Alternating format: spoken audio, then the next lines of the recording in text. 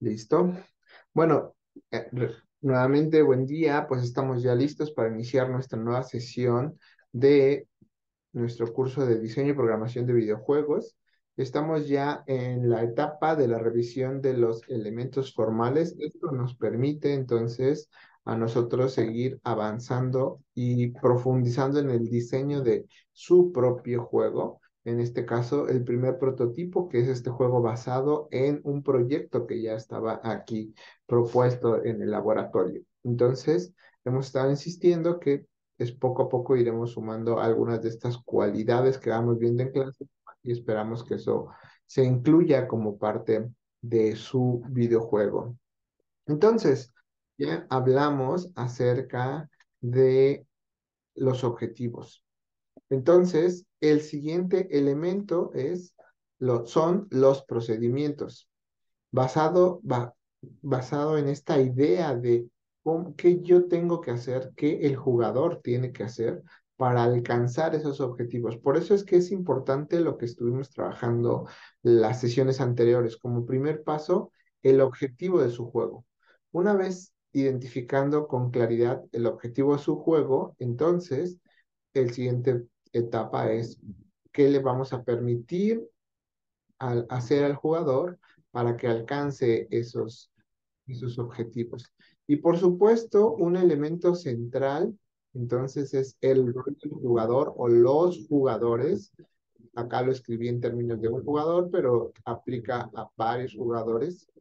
Entonces, es pensar qué es lo que el jugador hace, qué es lo que nosotros le vamos a permitir que haga, cuándo lo puede hacer, bajo qué situaciones lo puede realizar. Por eso la pregunta también central es dónde lo puede hacer y también es cómo lo puede hacer. Entonces, esto nos lleva a repensar también la interacción física con el videojuego. También empezar a pensar no solo en los elementos internos, sino también en los elementos físicos. Pensemos, por ejemplo, en los procedimientos en un juego de mesa. En un juego de mesa probablemente estos procedimientos están impresos como parte de las instrucciones. Allí están claramente explicitados, ¿no? Nos dicen para iniciar el juego, bueno, el juego está compuesto por todos estos elementos físicos. eh, para iniciar el juego, lo que tienes que hacer es esta acción, pero en el caso de los videojuegos digitales, en el caso de los juegos digitales más bien, nuestros videojuegos tienen entonces estas características de que todo pasa a través de lo que su diseño de interfaz proponga, lo que su diseño permita o no comunicar y lo que los controles de el juego le permitan o no hacer. Entonces, este es un elemento central, ¿no? Que nosotros debemos de tener siempre presente al momento de pensar en el diseño de nuestros juegos. ¿Qué es lo que nosotros le vamos a permitir? Vamos a empezar entonces a preguntarnos aquí es justamente quién puede usar estos procedimientos. Nosotros podemos decir, bueno, el jugador puede hacer esto, pero todos los jugadores o solo uno. ¿Qué pasa cuando existen estas interacciones distintas, cuando existen estos diferentes jugadores con diferentes roles? Entonces probablemente cada uno tenga procedimientos diferentes. Entonces allí es donde empieza a complicarse un poco más. En esta parte es donde entra un término que usamos mucho desde los videojuegos, la mecánica del juego, que lo podemos describir como qué es lo que el jugador exactamente que tiene que hacer y qué es lo que va pasando en el juego cuando esas acciones van ocurriendo. Entonces, esas acciones ocurren siempre de la misma manera o cambian según el lugar donde yo me encuentre. Entonces, ¿qué pasa también en estas interacciones, en estos distintos formas de interactuar a partir de diferentes jugadores? Entonces, en el juego hay turnos, en el juego cómo se sincronizan las actividades y uno de los elementos principales es cómo le hará al jugador para usar y lanzar, llamémosle así, estos procedimientos. ¿Se hará directamente a través de una combinación de controles, de botones en nuestro control, o de qué otra forma se realizan estas acciones? Para eso, entonces, pensemos en un ejemplo clásico que nos va a ayudar a entender y identificar esto de lo que estamos hablando. Seguramente han visto esta imagen, seguramente entonces ustedes tienen una idea general de lo que pueden hacer cada uno de estos controles. Pensemos en un contexto específico, el juego de Super Mario Bros. Entonces, nosotros tenemos estos controles que nos permiten hacer algo dentro de este contexto específico. Estos controles nos permiten usar cualquier juego, pero concentrémonos en este juego en particular. ¿Qué hace? Pónganlo por aquí en el chat. ¿Dónde está mi chat? Pongan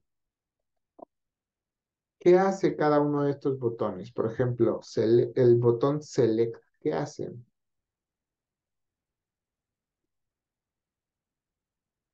Estamos en el contexto específico de Super Mario, por favor. Serviría como para cambiar la opción en el menú principal. Ok, muy bien. Entonces el botón Select nos permite cambiar en el menú. Por ejemplo, acá lo están poniendo eh, cambiar entre las opciones del menú, poder eh, para poner para dos jugadores. Ok, entonces en el contexto específico eso nos permite. Después el botón de Start, ¿qué hace?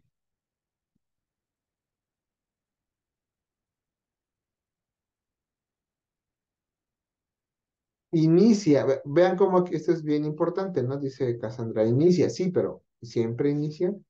Entonces, por ejemplo, dice David en el modo seleccionado, pausa.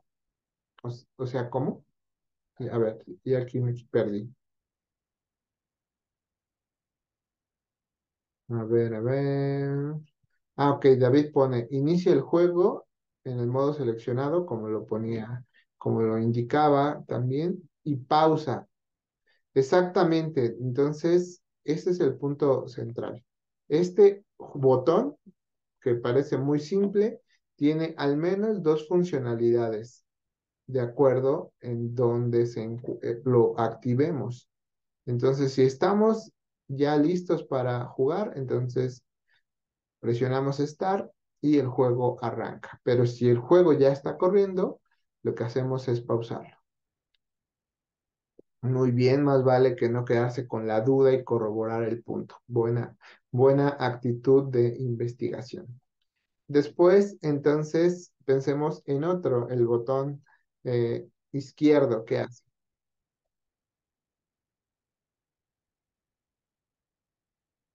Mover a la izquierda a Mario, exactamente, empieza a caminar, mueve a la izquierda y ¿qué pasa cuando lo natural es que pasa con el botón derecho a la derecha? Ahí como que no hay gran dificultad, siempre hace lo mismo,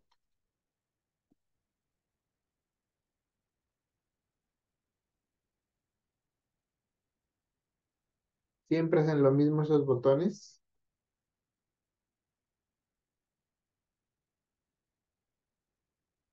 ¿Qué pasa cuando está en un entorno donde está nadando, por ejemplo?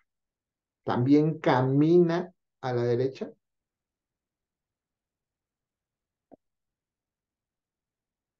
Formalmente, formalmente no camina, ¿no? O sea, justo lo que haría es un poco la intención de moverse hacia a esas direcciones, como que va cayendo, pero hacia esa dirección. Después viene uno un poco más complejo. Aquí vamos a ver qué tanto conocen de qué pasa cuando usamos el botón A. Brinca, perfecto. Ajá. Entonces, salta.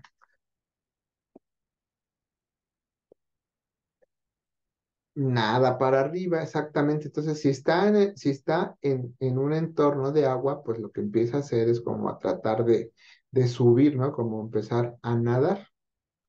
Entonces, justamente ya empezamos con algunas otras cualidades, ¿no? Entonces decíamos, dependiendo del contexto, por eso hace un momento hablábamos de los procedimientos, dependiendo de dónde estamos, tienen funcionalidades parecidas que se basan como en el mismo concepto, que es moverse, o en este caso, pues como intentar ir en dirección hacia arriba, pero si está en el agua, eso significa intentar salir a la parte más alta del agua, en este caso que sería como nadar, llamémosle hacia arriba. Entonces, eh, esto nos lleva a que justo en este escenario, pues ya los procedimientos van cambiando de acuerdo a lo que nosotros observamos. Y el botón B,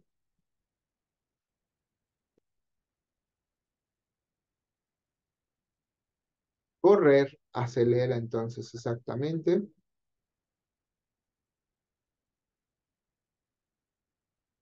Aquí ya empezamos a encontrar aquí algunas observaciones, solo si se deja presionado. ¿Y qué pasa entonces si empezamos a hacer combinaciones?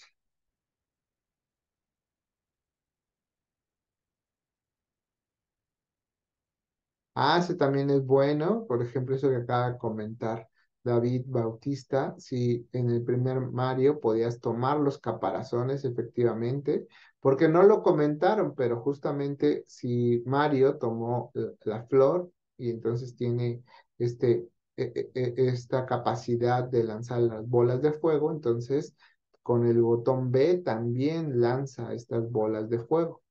Entonces aquí ya vemos cómo es más complejo, si se fijan. O sea, el botón B ya tiene muchas más cualidades y ahorita que nos pueda mostrar la imagen Cassandra de su Nintendo, pues va a quedar perfectamente claro, ¿no?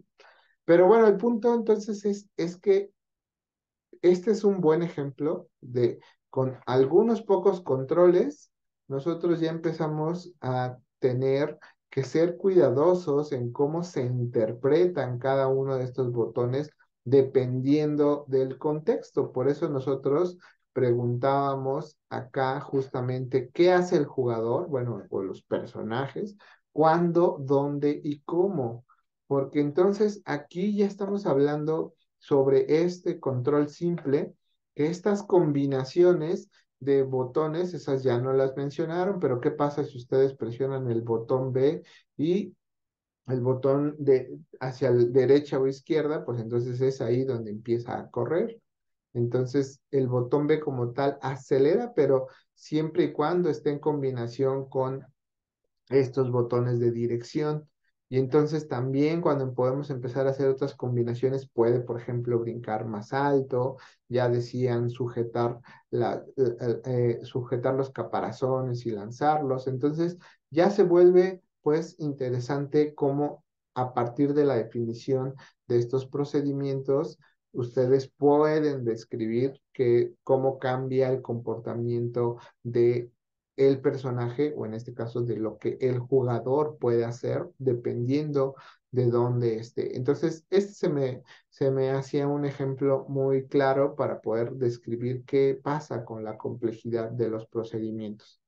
Entonces, ahora que ustedes están diseñando su juego, su primer prototipo, pues están justo en esta etapa donde tendrán que dejar muy claro estos procedimientos, ¿no? Si bien ustedes van a identificar, pues con el botón de derecha, izquierda, hace algo, ¿qué pasa si ustedes decían, ah, bueno, pues va a encontrar algunos power-ups en el camino? ¿Cómo cambia el comportamiento del personaje con esas propiedades?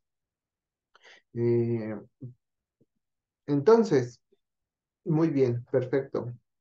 Logramos analizar los procedimientos aquí con con nuestro ejemplo del Super Mario Bros. Gracias. Lo que también nos menciona entonces Tracy Fullerton en su libro es que podemos hablar de diferentes tipos de procedimiento. Estos tipos de procedimiento están asociados a las cosas que pueden hacer y cuándo pueden hacerse. Entonces, estos tipos de procedimiento, ellas los caracteriza como acciones de inicio. Es entonces cómo hacemos que el juego arranque, qué tenemos que hacer para que nuestro videojuego o nuestro juego inicie. Ándale, ya se adelantó. Esperen, porque se fue. Ahí está. Entonces, ¿por qué nosotros entonces, cómo arrancamos el juego de acuerdo a los procedimientos que ustedes definan? También hablamos de acciones de progresión, que se refieren entonces a todas estas acciones, como las que estuvimos mencionando, que se pueden arrancar, todos estos procedimientos que se pueden hacer cuando ya el juego arranca. Están estas acciones especiales que ocurren cuando hay otras condiciones en el entorno que hacen que esto varíe. Por ejemplo, estas condiciones pueden ser en donde estoy, pueden ser los power-ups. Entonces, este tipo de acciones especiales son acciones que ustedes identifican que se desarrollan en contextos específicos. Aquí se vuelve mucho más importante la pregunta del dónde y cuándo, porque a partir de eso nosotros podemos pensar y identificar qué situaciones deben ocurrir. Y finalmente están las acciones de resolución, que es cuando el juego llega a su fin y entonces tenemos que hacer acciones que hagan que nuestro juego se vaya cerrando. Muchas de estas acciones probablemente estén implícitas y ocultas para los usuarios, pero justo también se vuelven centrales. Entonces, ¿dudas hasta aquí? ¿Todo bien? Esto es importante porque justamente ustedes, insisto mucho en esta parte, ahora que ya empiezan a pensar en el desarrollo de su propio juego, pues se vuelve importante que ustedes vayan pensando ya en términos de los procedimientos. ¿Qué va a pasar cuando haga esto? ¿En qué momento se va a cambiar el comportamiento? Entonces ya vayan pensando este tipo de situaciones. Les decíamos que de pronto también les llamamos mucho este tipo de cosas mecánicas del juego. Entonces, aquí lo que nosotros sí queremos, lo que sí queremos resaltar en esta etapa, entonces es que hay cosas que están implícitas y por eso me gusta el término que se usa en el libro de Fullerton, pues más en términos de procedimientos, de todas las cosas que pasan. A veces la parte de la mecánica lo vemos mucho más en la parte visual. Entonces, bueno, formalmente le estaremos llamando mecánica y eso es lo que ustedes le estaremos llamando procedimientos y son muchos de los aspectos de la mecánica que ustedes estarán construyendo para su videojuego. Y finalmente, antes de seguir avanzando con otros temas, les voy a poner este pequeño videíto eh, sobre algunos procedimientos complejos o extraños.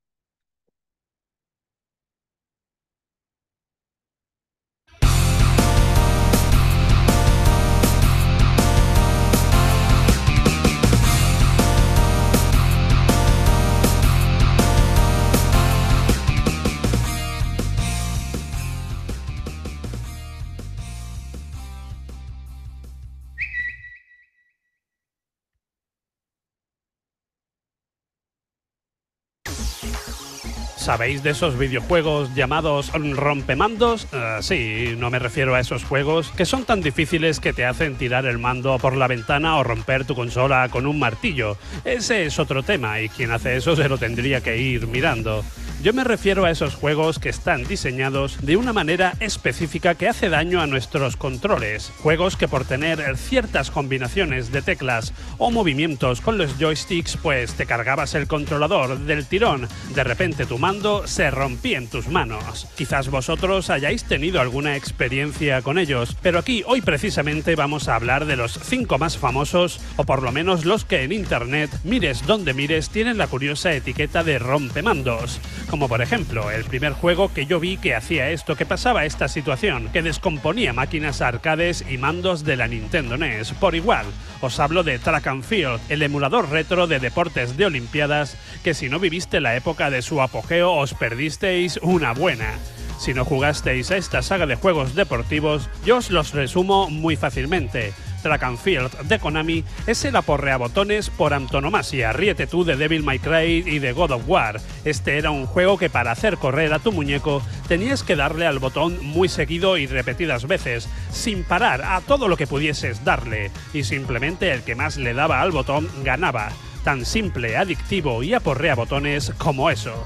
Este juego llegaba a su pico de adrenalina cuando te enfrentabas a un amigo. Os juro que he presenciado piques entre gente en los recreativos que le daban tan fuerte a los botones de los arcades que todo el mundo se giraba hacia ellos para ver qué carajo sucedía allí, si era una pelea o qué pasaba. Y los que hayáis estado en un recreativo en la época de los 90 o los 80 sabréis que en esos centros arcades no eran precisamente silenciosos, pues el aporreo de los botones, ese ruidazo, se lo comía a todo. Y claro, luego ibas a echar tú una partida después de ellos y ¡oh sorpresa! Uno de los botones estaba descompuesto. Eso pasaba a cada poco y era realmente alucinante porque las botoneras de los arcades solían ser muy duras, muy resistentes. ¿Os imagináis qué pasaba cuando jugabas a una de sus versiones en consola, en la Game Boy o en la Nintendo NES, por ejemplo? Pues claro, como no tuvieses un mínimo de cuidado, te quedabas sin botón, 100% asegurado.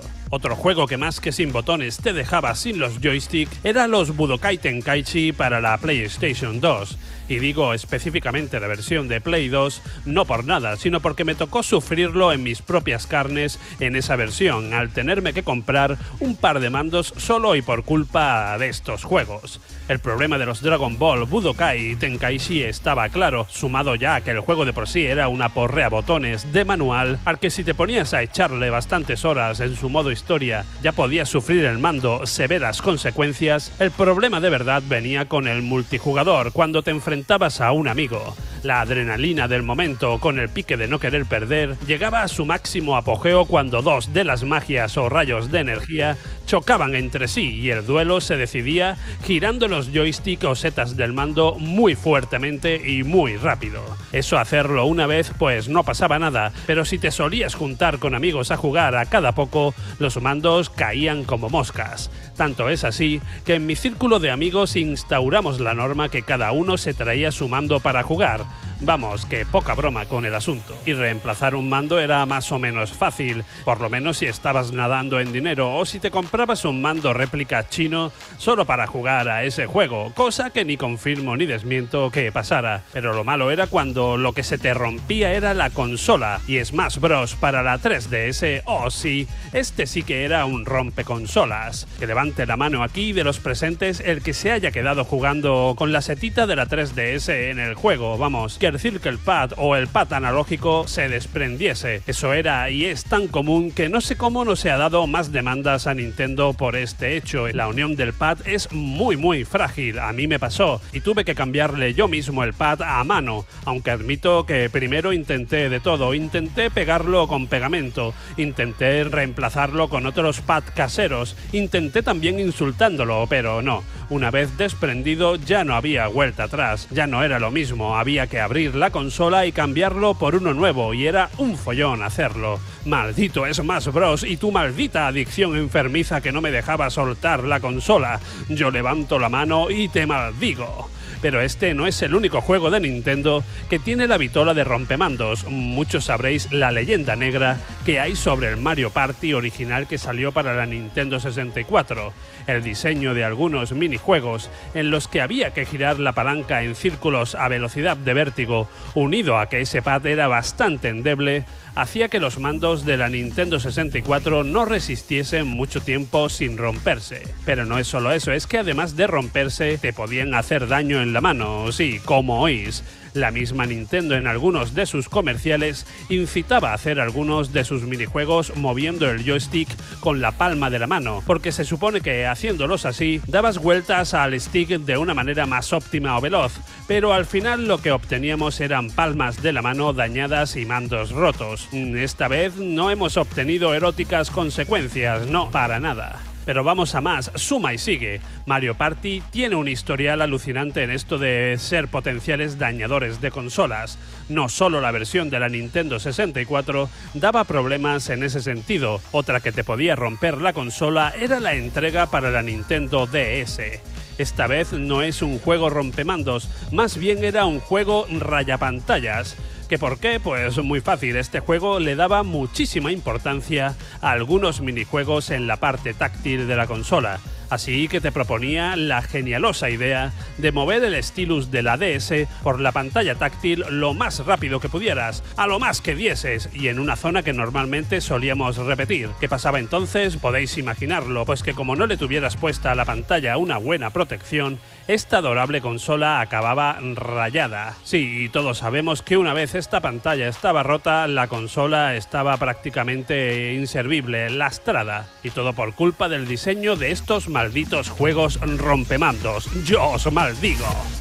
Y hasta aquí estos 5 juegos que nos rompían los mandos y las consolas. ¿Tú has sufrido alguno de ellos? ¿Tienes alguna anécdota de este estilo que quieras poner en los comentarios? No te cortes y cuéntanos tus penas, lloremos juntos. Nosotros nos despedimos ya, pero recuerda, amigo, si el handicap del FIFA no te deja meter goles, no estampes el mando contra la tele. Ese mando no tiene la culpa de que seas un manco. Nos vemos en el siguiente vídeo.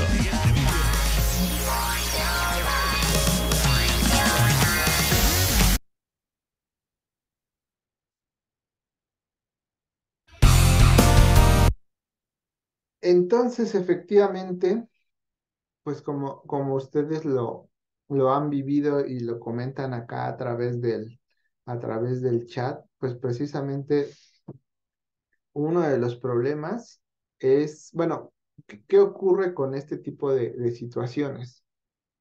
De acuerdo a lo que hemos estado diciendo, uno de los problemas radica en la definición de los procedimientos.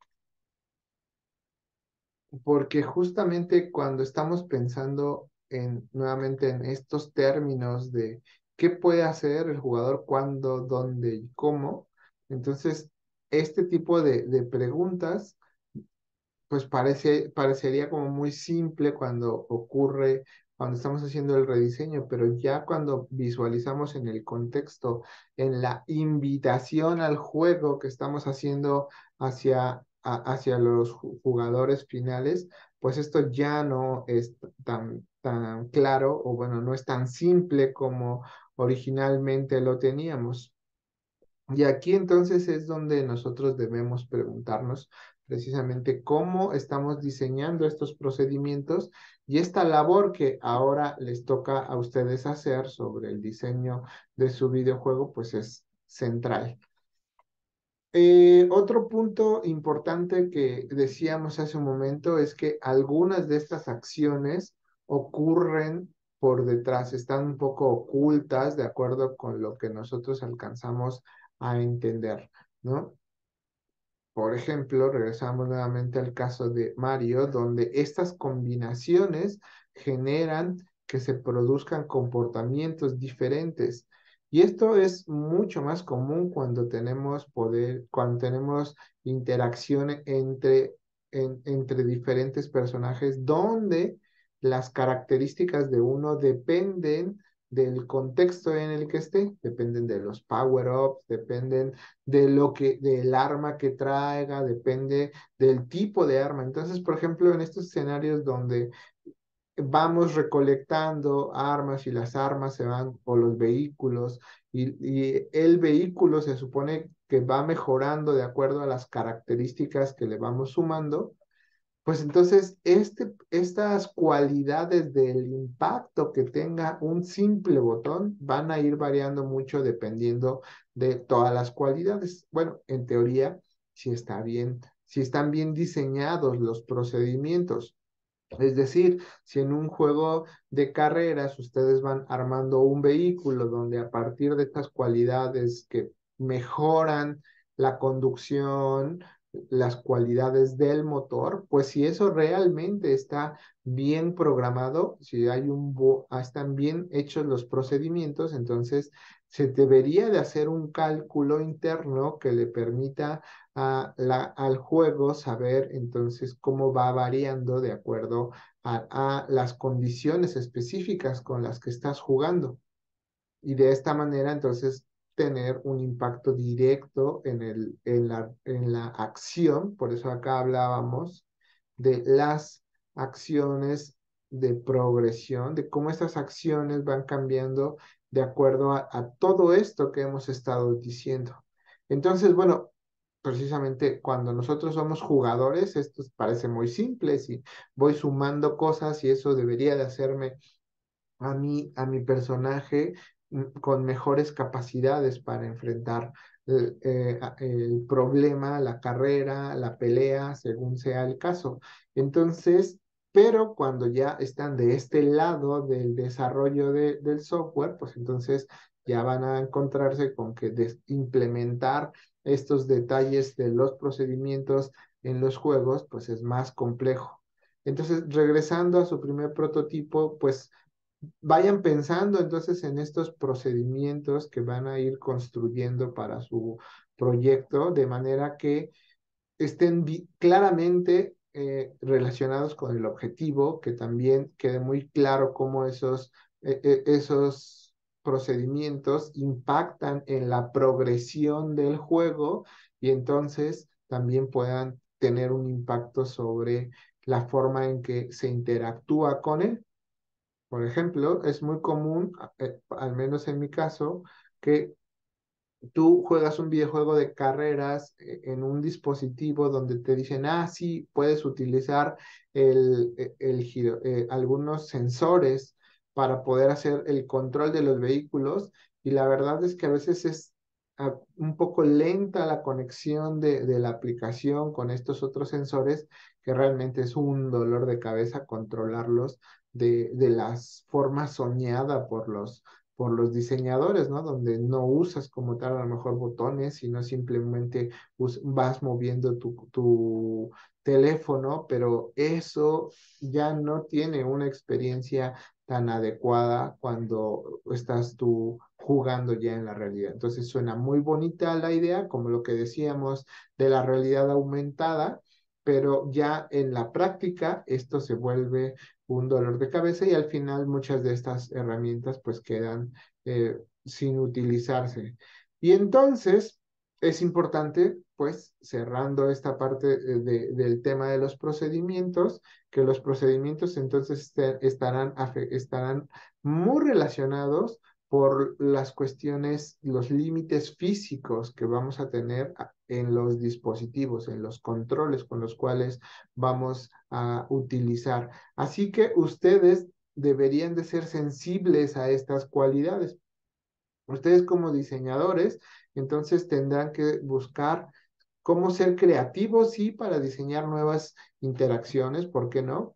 Pero también tener estas cualidades de decir, bueno, pero es que esto que estoy proponiendo puede volverse muy complejo ya en la realidad. Y eso entonces, pues es el reto para los diseñadores de videojuegos en la actualidad, cómo permitir, cómo balancear esta parte de creatividad con lo que en la realidad nosotros podemos hacer con los controles y las interfaces actuales.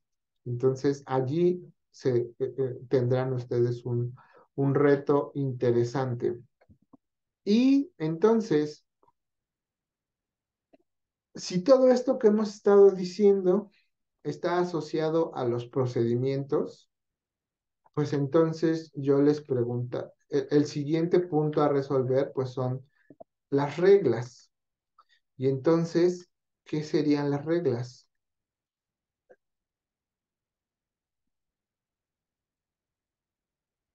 Ya dijimos entonces que los procedimientos nos dicen el qué, cuándo y cómo. Ahí está. Entonces, ¿qué son? Límites para los procedimientos, dice Luis. ¿Qué opinan los demás? Condiciones de uso, ok.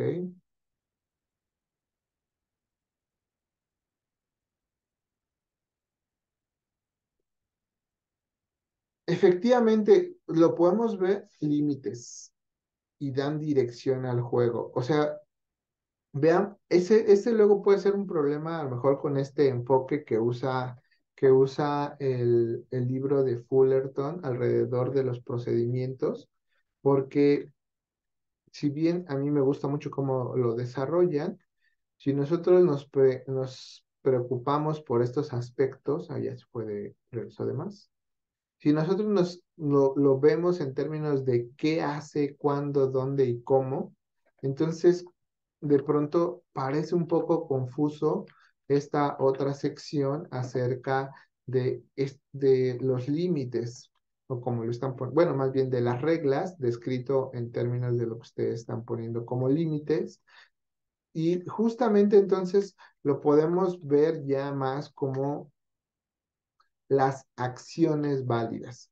Entonces, las acciones válidas es lo central para nosotros, como ustedes lo están poniendo, acerca de lo que se permite o no se permite hacer de acuerdo a las condiciones del juego. Y entonces, déjenme regresar a esa diapositiva. Entonces, si estamos viendo el término de acción, ya supo otra vez. Entonces, en términos de acciones válidas, nosotros nos tendríamos que preguntar, a ver qué pusieron. Si lo ven en juego de ajedrez, es lo que le da sentido a cada pieza del tablero y que hace que se pueda alcanzar el objetivo, que es el jaque mate. A ver, vamos, ese ejemplo que nos pone David es interesante, ¿no?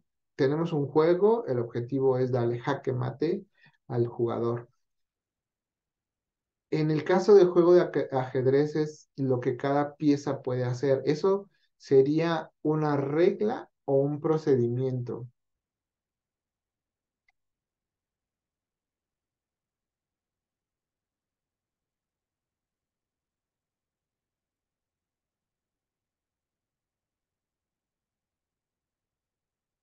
A ver, por ahí, ¿qué ponen?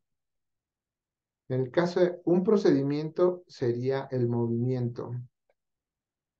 O sea, por ejemplo, que el,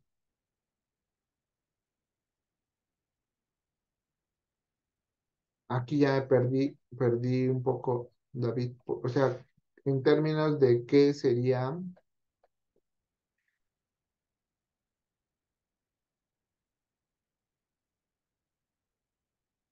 dice Maite, son reglas porque el procedimiento sería moverlos por el tablero, pero la regla te dice forma, de qué forma se puede mover cierta pieza. También Luis dice, sí, la regla indica cómo se puede mover. Por eso justamente decía yo que justo aquí entramos como eh, en, en una relación muy cercana entre las reglas y los procedimientos, más cuando estamos hablando de juegos físicos, porque yo decía al inicio, en el caso de los juegos físicos, los procedimientos vienen descritos a través de las instrucciones. Ajá, pero también las reglas vienen descritas en las instrucciones. Entonces, eh, por eso lo ponemos aquí en términos de cuáles acciones son válidas. Por ejemplo, en el caso del ajedrez, como lo están poniendo, pues podemos decir, esta pieza se puede mover en una dirección, por ejemplo, de diagonal, ¿sí? Y el número de casillas que se puede mover, pues es el número es cualquier número siempre y cuando no haya otra pieza que esté en medio, ¿no? Lo estoy poniendo de pronto muy vago, pero eso lo podemos definir entonces como procedimiento o como una regla. Entonces, en el caso de los videojuegos físicos, pues eh, existen como, están tan cercanos que ni siquiera valdría la pena pelearnos a ver si eso es una regla o es un procedimiento. En el caso afortunadamente para el caso de los videojuegos digitales es donde sí podemos ponernos con más cuidado. Entonces, aquí nosotros, por ejemplo, podemos empezar a definir reglas de cuándo algo ocurre. Por ejemplo, en el libro, en el libro de Fullerton nos dice en Warcraft, para crear a una unidad de caballeros, entonces un jugador debe haber subido ciertos niveles para poder ya tener esa posibilidad de crear esos nuevos componentes.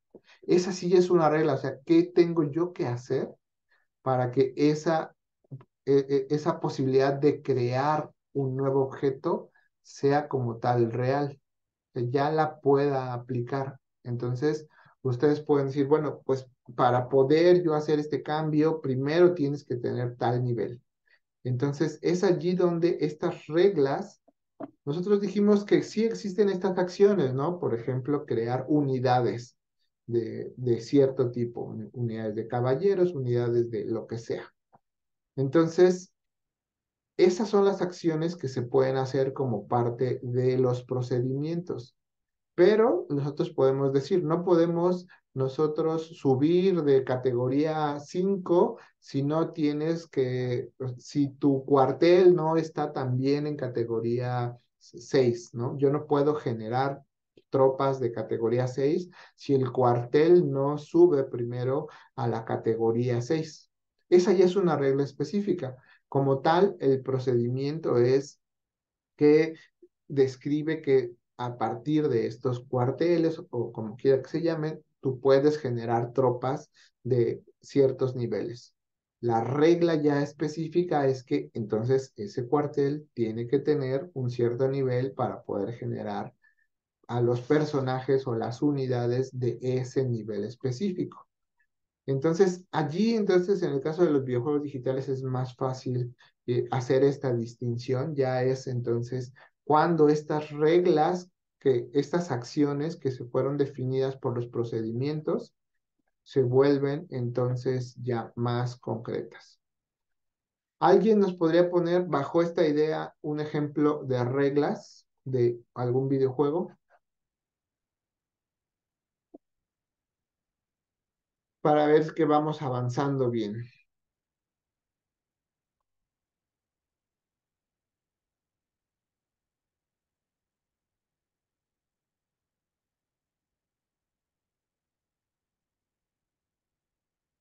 Ok. Mientras, a ver.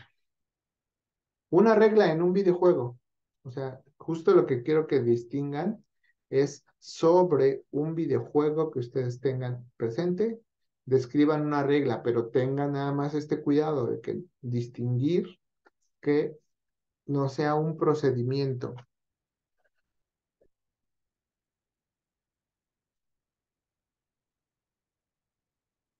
Tiempos de recarga, a ver, por ejemplo, cuéntanos más.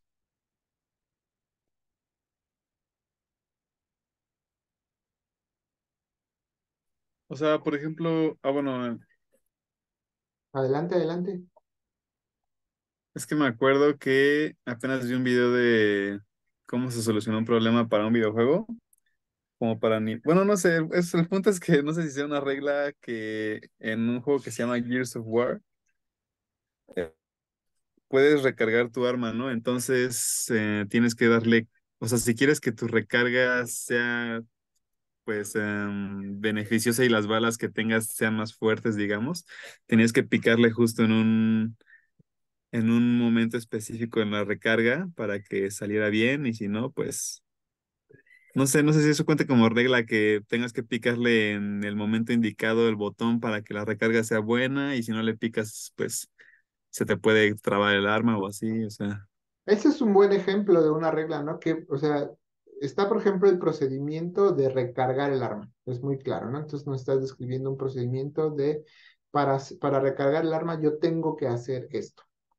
Entonces, una regla es que cuando estás haciendo el procedimiento de recarga, si haces una acción en cierto momento, sucede una acción, o sea, ocurre una acción válida que produce un resultado óptimo. Y si no Ujú. haces esa acción en ese momento, entonces puede producirse un error. Digo, puede producirse un comportamiento que te lleve a un problema como que se te trabe el arma. Es una regla interesante y compleja si se dan cuenta. Entonces, como parte del juego, ustedes definieron qué se puede hacer, cómo se hace el procedimiento de recarga, pero ya cuando están construyendo estos detalles, como por ejemplo que la acción válida de una carga correcta es haciendo estas acciones y en este instante ciertas acciones. Entonces, es un buen ejemplo de una regla compleja por lo pronto. Gracias. Ok. Acá estamos poniendo, a ver, vamos a ver. Nos ponen, por ejemplo, bola de fuego usa 10 de maná y recarga de 5 segundos. Si tenemos 9 de maná, pues no podemos usarlo. Esa es una buena regla, ¿no? Si tienes, no puedes lanzarlo. Si tenemos 4 segundos de los 5, no podemos usarla. Perfecto, perfecto. Esas son como reglas muy claras, ¿no? El procedimiento es, pues yo puedo hacer esta acción de generar una bola de fuego y entonces si este procedimiento nos dice que, por ejemplo, en este caso, ¿no? Que tienes tiempos de recarga que te permiten ir, que van subiendo el nivel del maná. Ese es el procedimiento del juego, ¿no? El maná va subiendo cada determinado tiempo y con tantos tiempos de espera. Ese es como tal el procedimiento, pero si tú quieres usar un, una bola de fuego, entonces tienes que esperar ciertas condiciones de la regla para que eso pueda ocurrir. Y entonces eso puede tener un comportamiento específico. Muy buena regla que nos acaba de compartir. Las reglas serían, y ya si ustedes lo ven, efectivamente, en términos de ya cómo le voy a hacer yo para implementar esto, seguramente entonces va, va a tener que hacerse a través de condiciones ya en la implementación. Luis, te escuchamos. Es que ahorita pensé por ejemplo, me acordé de Mortal Kombat o bueno, de juegos de pelea en general que tienes que hacer ciertas combinaciones con la palanca y botones para o sea, movimiento, un poder especial, digamos. No sé si eso cuenta como procedimiento, como regla, o sea, de que si, no sé, pongo la palanca hacia abajo, luego a la derecha y luego un botón sale una bola de fuego, digamos, ¿no? Ese Y es si no un lo hago, pues no procedimiento. sale. Eso Ah, es ok, un ok. poco lo que decíamos hace un momento acerca del caso concreto del control, ¿no? Todas estas combinaciones son procedimientos. Pero, por ejemplo, esto que están poniendo ya están más asociadas a las reglas porque son las condiciones que tendremos que ir configurando. Y ya Mm, para, ah, sí, los ejemplos que nos están poniendo aquí justamente Cassandra, pues es el punto, ¿no? Como estas situaciones combinadas, pues se vuelven, nos permiten construir situaciones ya específicas. Y ustedes, como ya decíamos hace un momento, lo que tendrán que pensar es, ¿y por dentro esto cómo se ve? En este momento le estoy compartiendo un ejemplo de, la, de las propiedades de las unidades de Warcraft que viene en el libro justamente de Tracy Fullerton que hemos estado discutiendo. Y entonces aquí justo lo que podemos ver es todas las propiedades que tienen, por ejemplo, las distintas unidades. Y entonces, cómo a partir de todas estas propiedades, pues las reglas nos dicen qué pueden hacer, qué características tienen y todo esto, qué impacto justo puede tener en la interacción del juego. David dice, estaría ligado a cierto recurso o estadísticas para hacer ciertas acciones. Esas estadísticas, como él le llamó, que en este caso es esta tabla de propiedades, pues es precisamente cómo ustedes lo van a representar.